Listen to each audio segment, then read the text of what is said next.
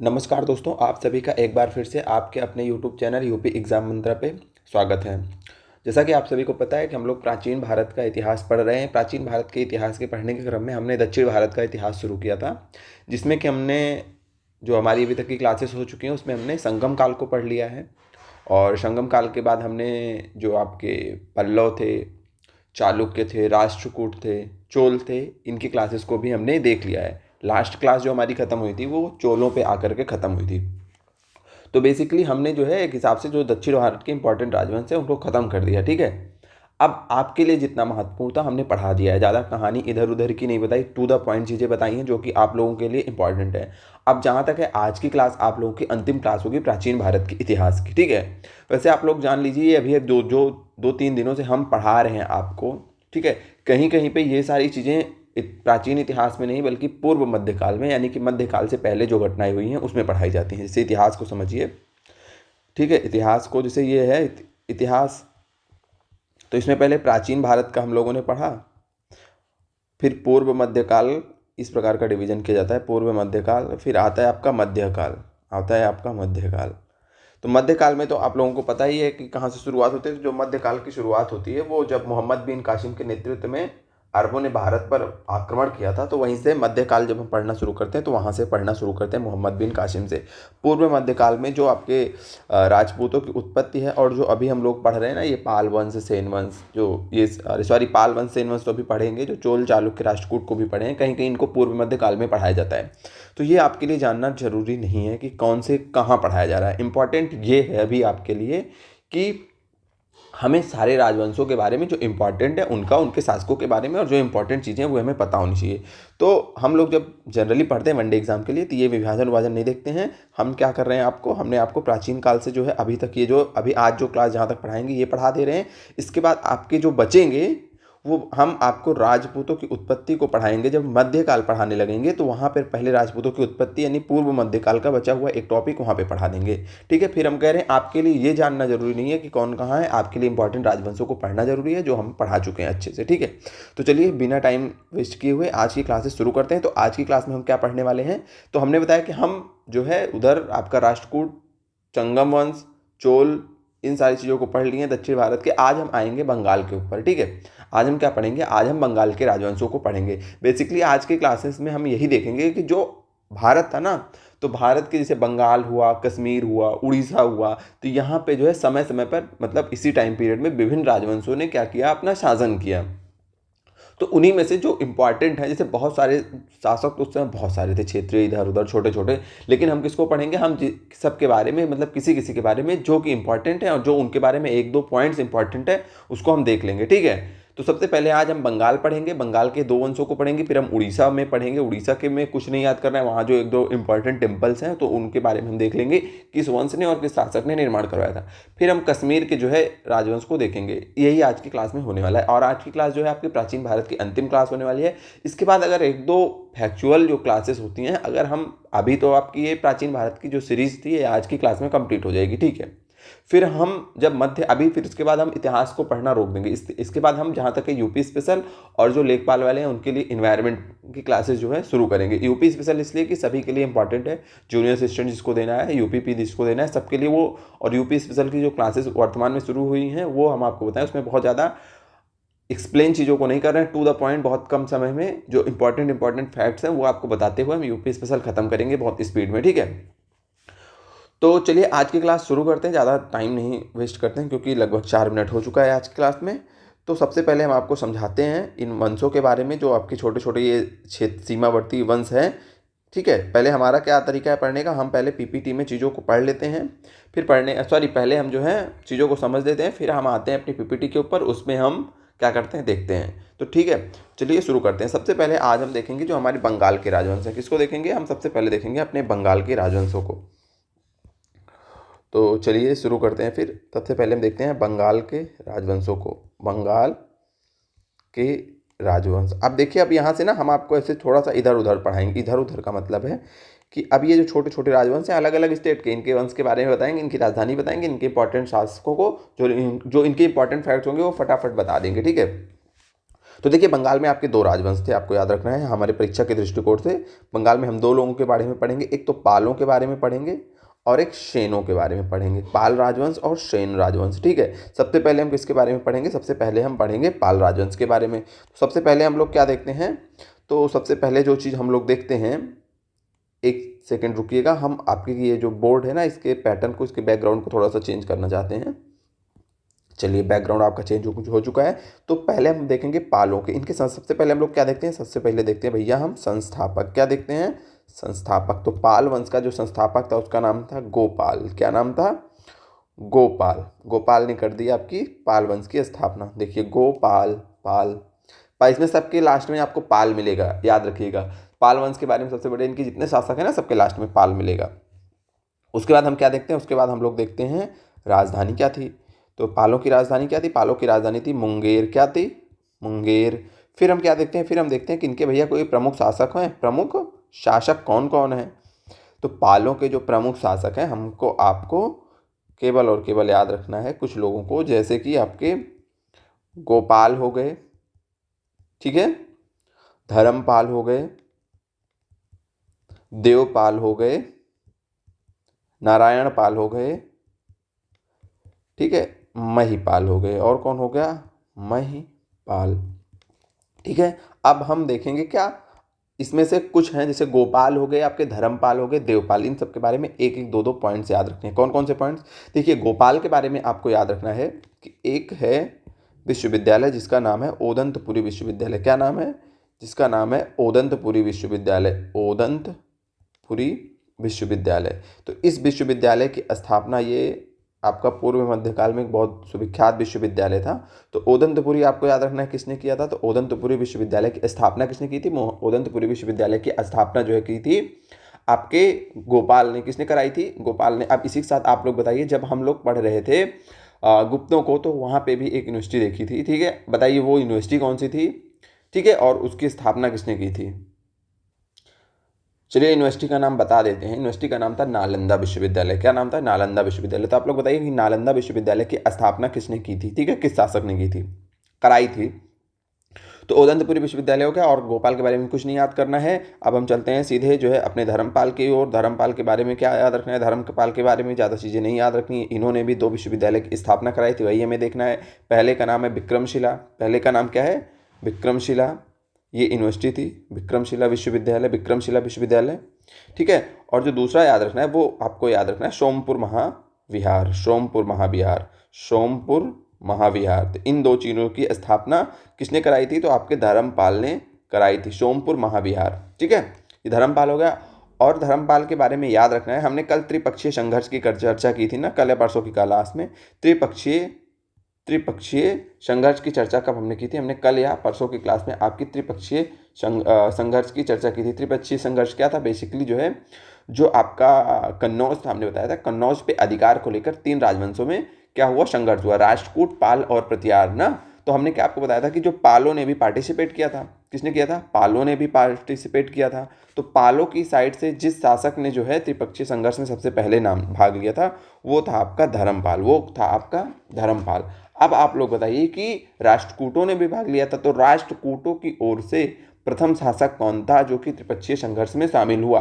Comment करके बताइए। आप लोग कमेंट नहीं करते हैं, कमेंट जरूर किया करिए, ताकि पता चले ना कि आप क्लास के साथ इंटरेक्ट कर रहे हैं। इतनी बढ़िया क्लास आपको दी जा रही है। 3 पॉइंट हो गए किसके बारे में? आपके धर्मपाल के बारे में। अब हम देखेंगे देवपाल के बारे में। किसके बारे में देखेंगे? देवपाल के बारे में देखेंगे, ठीक है। देवपाल के बारे में हम देखिए, देवपाल के बारे में देखने के पहले एक थोड़ी सी आपको स्टोरी बताते हैं। देखिए, एक था शासक इंडोनेशिया, जो जानते हैं ना, जावा का। जावा जो अभी आपका है, जावा का शासक था इंडोनेशिया, समझिए ऐसे, इंडोनेशिया जावा, ठीक है। वहीं पे इंडोनेशिया, वर्तमान जो इंडोनेशिया, उसी में तो है एक द्वीप जावा। तो यहाँ का यहाँ पे एक वंश था, उसका नाम था शैलेंद्र वंश। शैलेंद्र वंश। इस वंश का एक शासक था, इस वंश का एक शासक था। शासक का नाम क्या था? बालपुत्र देव। बालपुत्र देव। अब इस बालपुत्र देव को, ये जो है बौद्ध धर्म का अनुयायी था। किसका अनुयायी था? बालपुत्र देव बौद्ध धर्म का अनुयायी था। बौद्ध धर्म से इसको बहुत लगाव था। तो इसने सोचा कि भैया हम इंडिया में जो है, इंडिया में यानी कि भारत में एक जो है बौद्ध विहार बनवा देते हैं। भाई हमें जो जिसको भगवान से प्रेम होता है वो क्या होता है, मंदिर बनाता है। अब ये बौद्ध धर्म का अनुयायी है तो बौद्ध विहार बनवाएगा, तो इसने सोचा कि हम एक बना देते हैं, बौद्ध विहार हम बनाते हैं इंडिया में, ठीक है। तो लेकिन समस्या ये है कि अब ये शासक तो इंडोनेशिया का है, बौद्ध विहार भारत में बनवाने के लिए ज़मीन की ज़रूरत होगी, तो इसने सोचा कि अरे ज़मीन कहाँ से मिलेगी, तो इसने संपर्क किया देवपाल से। उस समय देवपाल पाल वंश के शासक थे। देवपाल संपर्क किया, बोले कि देवपाल जी हमें जो है ना, अगर आप कुछ ज़मीन दे देते तो हम बौद्ध विहार बनवाते हैं। तो देवपाल ने क्या किया, इनको जो है नालंदा में 5 गांव जो है, 5 गांव क्या कर दिए, दान में दे दिए कि भैया तुम क्या बनाओ, तुम जाओ और बौद्ध विहार बनवा लो, तुम जाओ और बौद्ध विहार बनवा लो। तो ये याद रखना है कि जो आपके शासक देवपाल थे, इन्होंने जावा के शैलेंद्र वंशीय शासक बालपुत्र देव को बौद्ध विहार बनवाने के लिए नालंदा में 5 गांव दान में दिए थे। नारायण पाल के बारे में कोई भी बहुत महत्वपूर्ण पॉइंट नहीं है जो आपको याद रखना है। याद क्या रखना है, किसके बारे में याद रखना है, आपके महिपाल के, ये महिपाल हो गए, महिपाल के भी बारे में। सबसे जो इंपॉर्टेंट है याद रखना है आपको मदन पाल के बारे में, उनके बारे में भी कुछ नहीं याद रखना है, ऐसे इतना याद रखना है कि जो मदन पाल था ये अंतिम शासक था, अंतिम महत्वपूर्ण शासक था। किस वंश का, तो पाल वंश का ये अंतिम शासक कौन था, मदन पाल। अब आते हैं महिपाल के ऊपर में। अब आपको थोड़ा सा बैकग्राउंड में चलते हैं। जब हम पढ़ रहे थे, किसको पढ़ रहे थे, जब हम पढ़ रहे थे चोलों को, किसको पढ़ रहे थे, चोलों को। तो हमने बताया था कि एक चोल शासक था जिसका नाम था राजेंद्र प्रथम। इसने पालों पर क्या किया था, आक्रमण किया था और पालों के कुछ क्षेत्रों को जीता था, जो गंगा वाले क्षेत्र थे, गंगा नदी के जो संबंधित क्षेत्र थे उनको जीता था, और नाम जीत करके एक उपाधि धारण की थी, गंगईकोंड चोल, और इसने एक नगर की भी स्थापना की थी, गंगईकोंड चोलपुरम। तो अभी इस राजेंद्र प्रथम ने जिस पाल शासक को हराया था, उस पाल शासक का नाम क्या था, महिपाल। क्या नाम था, महिपाल। तो इस महिपाल के बारे में आपको क्या याद रखना है कि जो राजेंद्र प्रथम ने युद्ध किया था, जो चोल शासक राजेंद्र प्रथम ने युद्ध किया था, वो इसी शासक के टाइम में हुआ था, महिपाल और वर्सेस राजेंद्र प्रथम हुआ था, ठीक है। ये हो गए आपके पालों की कहानी हो गई खत्म। इतनी चीज़ें हमको याद रखनी है, ठीक है। क्या याद रखनी है, संस्थापक गोपाल था, राजधानी मुंगेर थी, प्रमुख शासक गोपाल, धर्मपाल, देवपाल, नारायणपाल और महिपाल। गोपाल ने ओदनपुरी विश्वविद्यालय की स्थापना कराई थी, धर्मपाल ने विक्रमशिला विश्वविद्यालय और सोमपुर महाविहार की स्थापना कराई थी। त्रिपक्षीय संघर्ष में इस धर्मपाल ने पार्टिसिपेट किया था। उसके बाद याद रखना है आपको कि जो महिपाल था उसने जो है राजेंद्र प्रथम के साथ उसका युद्ध हुआ था और महिपाल जो है हार गया था। फिर क्या, देवपाल के बारे में याद करना है कि देवपाल जो है ये जावा के जो शैलेंद्र वंशी शासक बालपुत्र देव थे, उनको जो है बौद्ध विहार बनवाने के लिए नालंदा में 5 गांव क्या किए थे, दान में दिए थे। मदन पाल इस वंश का अंतिम शासक था। बिना टाइम वेस्ट किए हुए अब चलते हैं हम आगे की ओर। आगे का मतलब है अब बंगाल का जो दूसरा वंश है उसके बारे में देखेंगे। तो जो बंगाल का दूसरा वंश है वो क्या है, वो आपका सेन वंश है। वो क्या है, सेन वंश। सेन वंश के बारे में ज़्यादा कुछ देखना नहीं है, जो भी देखना है हम यहीं से देख लेते हैं, ठीक है। अब हम देख लेते हैं आपके सेन वंश के बारे में। किसके बारे में, सेन वंश के बारे में। चलिए, तो देखिए सेन वंश सबसे पहले हम क्या देखेंगे, सबसे पहले वही देखेंगे हम अपना कि भैया इसका सेन वंश का संस्थापक कौन है। संस्थापक कौन है, संस्थापक, तो इसका संस्थापक है सामंत सेन। कौन है, सामंत सेन। आपको ये याद रखना है, इसका संस्थापक कौन है, तो इसका संस्थापक है सामंत सेन। फिर हम पूछेंगे इसकी राजधानी कौन है, राजधानी इसकी क्या है, इसकी राजधानी नदिया है। क्या है, नदिया है। यहाँ पे आपको समझाया जा रहा है, सारी चीज़ें पीपीटी में लिखी है, अभी हम आपको दिखाएंगे, वहाँ से नोट्स बना लीजिएगा, स्क्रीनशॉट ले लीजिएगा। अभी आप एकदम फोकस करिए समझने पे, ठीक है। नदिया राजधानी थी। अब इसका जो सबसे प्रमुख शासक था उसका क्या नाम था पता है आप लोगों को, जो इसका सबसे प्रमुख शासक था, अच्छी से एक पेन ले लें, हाँ कौन सी ले लें, ये वाले ले लेते हैं। तो इसका जो सेन वंश का सबसे प्रमुख शासक था जिसके बारे में हमें पढ़ना है, पढ़ना क्या है, एक पॉइंट देखना है, बहुत इंपॉर्टेंट है। उसका नाम था बल्लाल सेन, ठीक है। बल्लाल सेन इसका नाम था, ठीक है। अब इसने बुक्स की रचना की थी, 2 बुक्स की, दान सागर और अद्भुत सागर। दान सागर और अद्भुत सागर की रचना की थी। अद्भुत सागर की क्या की थी, रचना की थी। ये पॉइंट आपको याद रखना है, जो सेन वंश का शासक था बल्लाल सेन के बारे में। अब एक पॉइंट और आपको देखना है कि ये जो सेन वंश का अंतिम शासक कौन था। अंतिम शासक कौन था सेन वंश का, तो सेन वंश का अंतिम शासक था लक्ष्मण सेन। क्या था, लक्ष्मण सेन। लक्ष्मण सेन के बारे में क्या कुछ याद रखना है, हाँ तो लक्ष्मण सेन के बारे में एक पॉइंट याद रखना है। वो क्या पॉइंट है, वो याद रखना है कि जो गीत गोविंद का आप नाम सुने होंगे आप लोग। ये क्या है? ये एक बहुत महत्वपूर्ण रचना है। ये एक बहुत महत्वपूर्ण रचना है। और इस गीत गोविंद के लेखक कौन थे? तो कुछ लोगों को पता होगा, जिनको नहीं पता हो अब जान लीजिए। इसके जो लेखक थे उनका नाम था जयदेव, और ये जयदेव इन्हीं लक्ष्मण सेन के दरबार में रहते थे। ये इंपॉर्टेंट पॉइंट है, ठीक है। और माना जाता है कुछ इतिहासकारों के द्वारा, क्या माना जाता है कि जो बंगाल का अंतिम हिंदू शासक था वो लक्ष्मण सेन ही था। इसको जो है बंगाल का अंतिम हिंदू शासक माना जाता है कुछ इतिहासकारों के द्वारा, ठीक है। यही 2 पॉइंट आपको लक्ष्मण सेन के बारे में याद रखना है। अच्छा, एक महत्वपूर्ण चीज़, अभी आप लोगों ने हिंदी का विकास नहीं देखा होगा ना। अभी हम लोग प्राकृतिक, पाली, ठीक है, इन सारे भाषा, संस्कृत, इनका देखे कि इनमें अभिलेख लिखे गए हैं। लेकिन सेन वंश के बारे में आपको महत्वपूर्ण बात क्या रखनी है कि अब इस समय तक हिंदी का विकास हो चुका था। तो हिंदी में अपने अभिलेखों को किसने लिखवाया है? इन्होंने, सेनों ने हिंदी में अपने अभिलेखों को लिखवाया है। अभिलेखों को लिखवाया। ये पॉइंट आपको याद रखनी थी। ये हो गया सेन वंश। सेन वंश से जुड़ी हुई इतनी बातें हमें याद रखनी है। क्या याद रखनी है? कि जो आपका सेन वंश था उसके संस्थापक कौन थे? उसके संस्थापक थे सामंत सेन। राजधानी क्या थी? नदिया थी। प्रमुख शासक बल्लाल सेन थे, जिन्होंने अद्भुत सागर, दान सागर की रचना की हुई है। अंतिम शासक कौन थे? लक्ष्मण सेन थे, ठीक है। अंतिम शासक कौन थे? लक्ष्मण सेन थे, जिनको जो है कि बंगाल का अंतिम हिंदू शासक भी माना जाता है। और इनके दरबार में जो गीत गोविंद के लेखक जयदेव थे वो इन्हीं के दरबार में रहते थे। और सेनों ने अपने अभिलेखों को हिंदी में लिखवाया है। ये इतनी इंपॉर्टेंट बातें हो गई। इसी के साथ बंगाल से संबंधित ये जो 2 राजवंश थे इनको हमने पढ़ लिया है, ठीक है। और आपको कुछ भी नहीं याद रखना है। मतलब अब देखिए आपको करना क्या है, क्योंकि कभी कोई भी क्लासेस कहीं पे भी पढ़ेंगे 100% आपको नहीं पढ़ाया जाता है। संभव ही नहीं है कि 100% बता दिया जाए कि अब इससे बाहर पेपर में नहीं आएगा। इससे बाहर भी चीज़ें आती हैं। तो अब आप लोग ना, जैसे प्राचीन भारत पढ़ लिए तो प्राचीन भारत के क्विज लगाया करिए या टेस्ट सीरीज दिया करिए। वहाँ पे जो आपको इंपॉर्टेंट क्वेश्चन लगे जिस कालखंड से, अपने नोट्स में उसको ऐड ऑन कर लिया करिए, ठीक है। ऐड ऑन हमने अपनी तरफ से कोशिश की, जितना इंपॉर्टेंट था उन सारी चीज़ों को आपको इस क्लास में पढ़ा दिया गया है, ठीक है। इससे ज़्यादा आपके लिए कुछ भी इंपॉर्टेंट नहीं है। अब हम चलते हैं अपने पीपीटी की ओर, और साथ में कश्मीर के राजवंश जो है उनको देखेंगे। पहले हम इनको समझ लेंगे, ठीक है। इसको अब देखिए फटाक से पीपीटी में देखते हैं। क्या देखते हैं कि पाल वंश आ गया। पाल वंश के संस्थापक कौन है? गोपाल है, हमने देख लिया है। राजधानी क्या है? मुंगेर है। प्रमुख शासक गोपाल, धर्मपाल, देवपाल और नारायणपाल तथा महिपाल हैं। गोपाल ने क्या की थी? ओदंतपुरी विश्वविद्यालय की स्थापना की थी, ठीक है। इस वंश का जो सबसे प्रमुख और प्रतापी शासक था वो था धर्मपाल। धर्मपाल ने विक्रमशिला विश्वविद्यालय की स्थापना की थी, सोमपुर महाविहार की स्थापना की थी, और त्रिपक्षीय संघर्ष में इसी धर्मपाल ने पालों की ओर से पार्टिसिपेट किया था, ठीक है। फिर हमने देखा कि देवपाल ने नालंदा में बौद्ध विहार बनवाने के लिए जावा के शैलेंद्र वंशीय शासक बालपुत्र देव को 5 गांव क्या कर दिए थे? दान में दे दिए थे। अंतिम शासक हमने देखा मदनपाल था, और राजेंद्र प्रथम व महिपाल का युद्ध हुआ था। ये युद्ध क्या था हमने देख लिया था जब चोल को हम पढ़ रहे थे, क्योंकि राजेंद्र प्रथम चोल शासक है। अभी भी हमने बताया कि भैया ये जाता है, आक्रमण करता है और गंगई चोल की उपाधि धारण करता है। फिर हमने देखा कि बंगाल का दूसरा महत्वपूर्ण वंश है सेन। सेन संस्थापक कौन था? सामंत सेन। राजधानी क्या थी? नदिया। प्रमुख शासक थे बल्लाल सेन और लक्ष्मण सेन। बल्लाल सेन ने दान सागर और अद्भुत सागर की रचना की हुई है, हमको ये याद रखना है। तथा लक्ष्मण सेन के बारे में याद रखना है। कुछ इतिहासकार इनको अंतिम हिंदू शासक मानते हैं बंगाल का। और गीत गोविंद के लेखक जो जयदेव थे वो इन्हीं लक्ष्मण सेन के दरबार में रहते थे।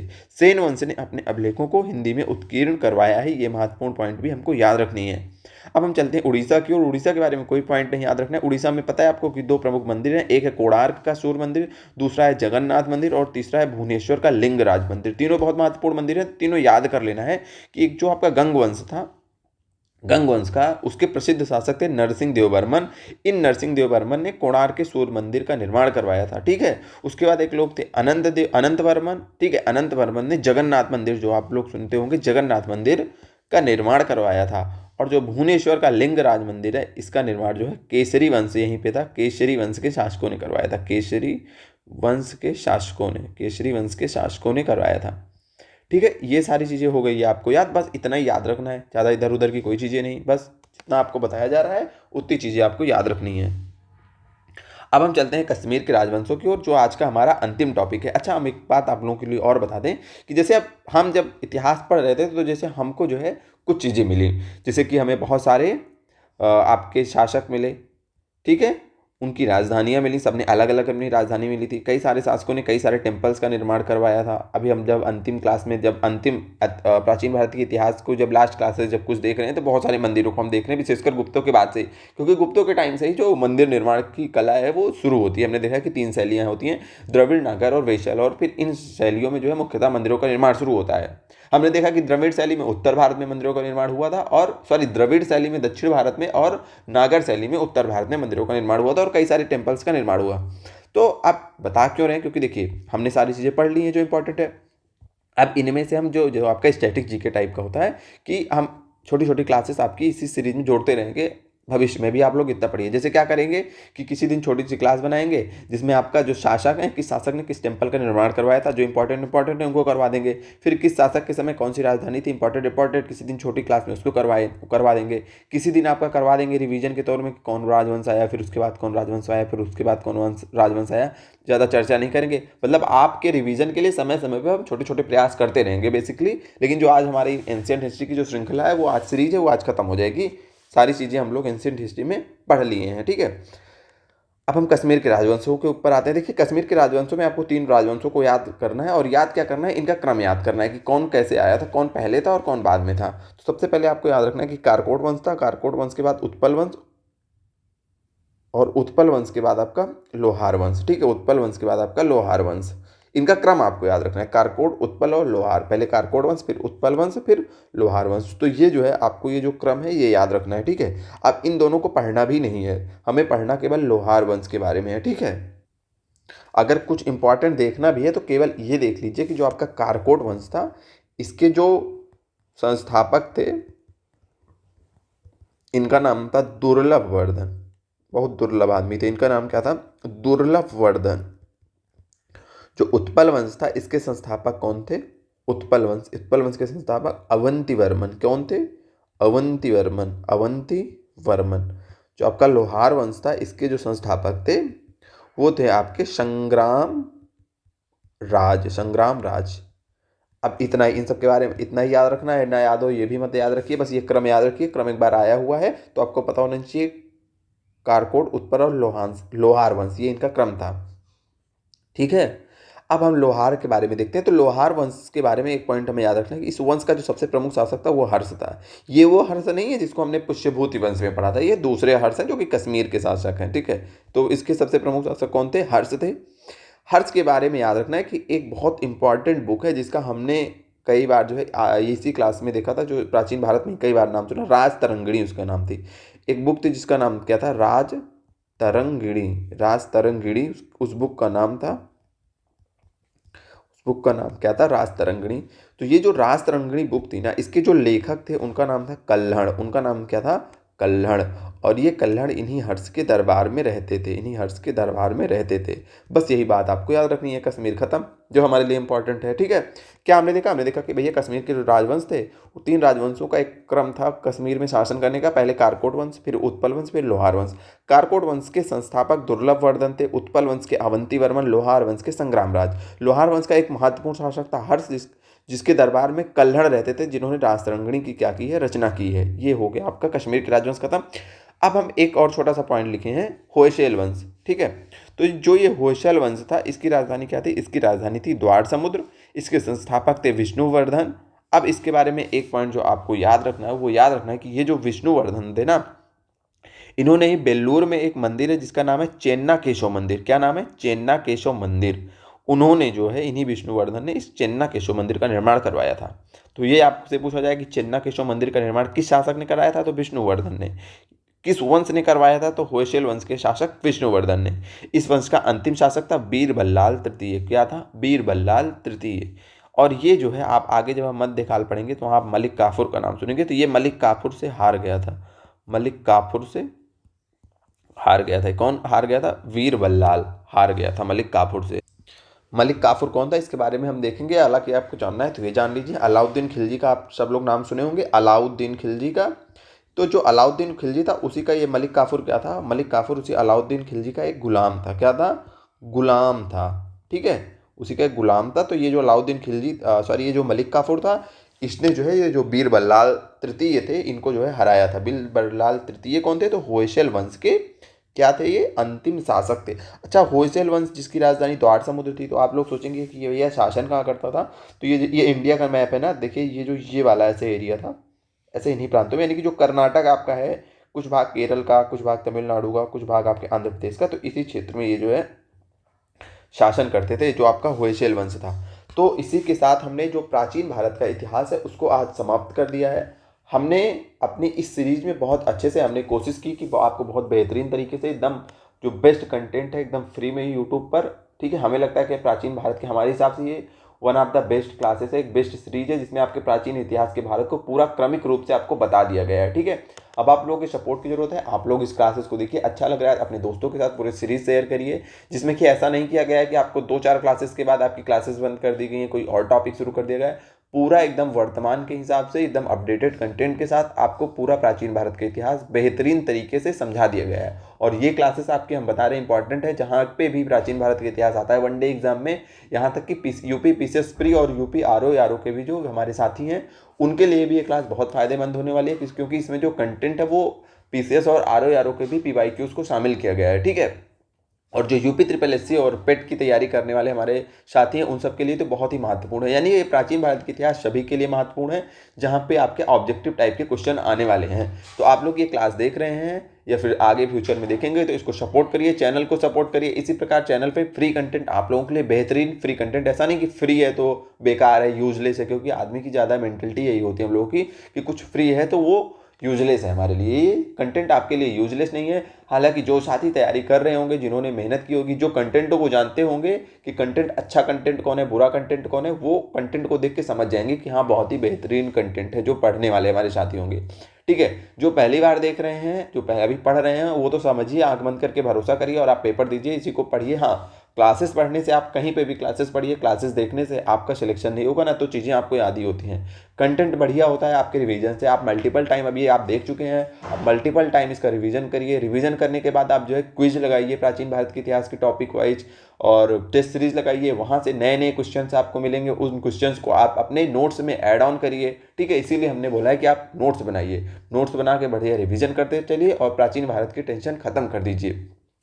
प्राचीन भारत के इतिहास के लिए आपको और बेहतरीन, इसके लिए 2 चीज़ें और की जाएंगी, अभी नहीं। पहली चीज़ कि जो यूपी ट्रिपल एससी और यूपी पीसीएस के इंपॉर्टेंट, ऐसे यूपी ट्रिपल एससी के लिए और पीसीएस से हम ज़्यादा नहीं लेंगे, वही क्वेश्चन लेंगे जिनकी यूपी ट्रिपल एससी में आने की पॉसिबिलिटी होगी। ठीक है, 2 अलग अलग क्लासेस शुरू होंगी जब भी होंगी, एक तो यूपी आरओ और पीसीएस के स्टूडेंट्स के लिए, और एक यूपी ट्रिपल एससी के लिए ऑब्जेक्टिव। ठीक है, जैसे हमने पढ़ लिया अच्छे से, तो हम अब जो पीवाईक्यूज हैं उनको लाएंगे, उस पर डिस्कशन करेंगे, ताकि आपकी प्रैक्टिस और रिवीजन होता चले, पहली चीज़। दूसरी चीज़ हमने बताया कि जो स्टैटिक पोर्शन है इसका, उसके लिए छोटी छोटी क्लासेस आती रहेंगी, जिससे आपका की रिवीजन होता रहे।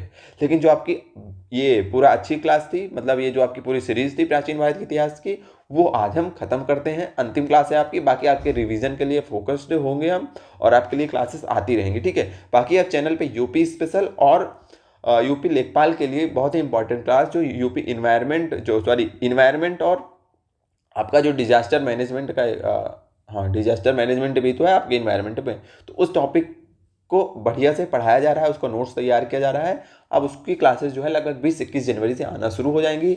तो जो उसको देखना चाहते हैं, वो भी केवल लेखपाल के लिए नहीं इंपॉर्टेंट है, जहाँ पे आपका इन्वायरमेंट आएगा उन सब सारे विद्यार्थियों के लिए वो क्लासेस इंपॉर्टेंट है। तो वो क्लासेस भी आप लोग देखिएगा, उसमें भी सपोर्ट करिएगा। और हाँ, यूपी स्पेशल के लिए अभी जो क्लासेस आ रही हैं उसमें हम बहुत ज़्यादा एक्सप्लेन नहीं कर रहे हैं चीज़ों को, टू द पॉइंट पढ़ा रहे हैं, क्योंकि उस क्लास का जो मोटिव है वो यही है कि कम समय में आपको बहुत बेहतरीन कंटेंट दिया जाए। क्योंकि यूपी में स्पेशल में क्या पढ़ेंगे, बेसिक फैक्ट्स ही हैं, तो सारे फैक्ट्स आपको दे दिए जाए छोटी छोटी क्लासेस में, जिनका अभी पेपर है जूनियर असिस्टेंट वगैरह का, उनका रिविजन हो जाए, उनकी तैयारी हो जाए, और उसका हमने आपको बोला है कि उसका नोट्स भी हम आपको दे देंगे। ठीक है, तो चलिए इसी के साथ, इन्हीं सूचनाओं के साथ, आज ये अंतिम क्लास थी, तो हमने सोचा कि लास्ट में थोड़ा सा डिस्कशन कर दिया जाए। ठीक है, अंतिम क्लास मतलब प्राचीन भारत की इतिहास की अंतिम क्लास थी, तो इसीलिए हमने थोड़ा सा डिस्कशन कर लिया है। ठीक है, तो चलिए अब डिस्कशन समाप्त करते हैं और आज की क्लास को भी समाप्त करते हैं। बाकी इस पूरी सीरीज में जो साथी हमारे साथ जुड़े हैं उनका बहुत बहुत धन्यवाद कि उन्होंने इतना सपोर्ट दिया और चैनल को भी इतना सपोर्ट किया। और जो साथी अगर ये क्लास पहली क्लास या दूसरी क्लास के रूप में देख रहे हैं, तो उनके लिए बता दें कि बहुत सारी क्लासेस पूरी हैं इस प्राचीन भारत की सीरीज में, जिसमें कि पूरे प्राचीन भारत के इतिहास को क्रमिक रूप से बहुत बेहतरीन रूप से आपको समझाया गया है। आप देखिए और दोस्तों के साथ शेयर करिए। ठीक है, बाकी धन्यवाद ये क्लास देखने के लिए, ये पूरी सीरीज़ फॉलो करने के लिए आप सबका बहुत बहुत धन्यवाद। मिलते हैं किसी नई सीरीज और किसी नई क्लास में।